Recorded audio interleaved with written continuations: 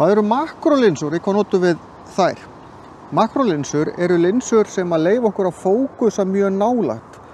Venjuleg linsa sem er ekki makrolinsa, það er kannski svona sem það geta, ef við förum nær, þá bara nær hún ekki að fókusa. Hér er ég komin bara mjög nálægt þessum köngli hérna og næja fókusa hann því ég er að nota 100 mm makrolinsu. Þeir eru mjög skemmtilegar til að taka myndir af blómum, skordýrum, við getum skoðið ykkur augun með þessu og svona marga skemmtilega hluti. En hérna er ég með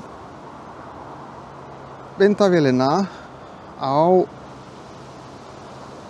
handstýrðum fókus og þið sjáið að það er rétt bara endinn á könglinum eða endunum á könglunum sem er í fókus og ég get leikið mér að því að færa fókusin hérna innar.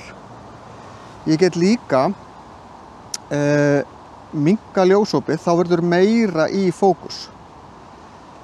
Góður hérna í F8, þá er orðið meiri hlutin í fókus.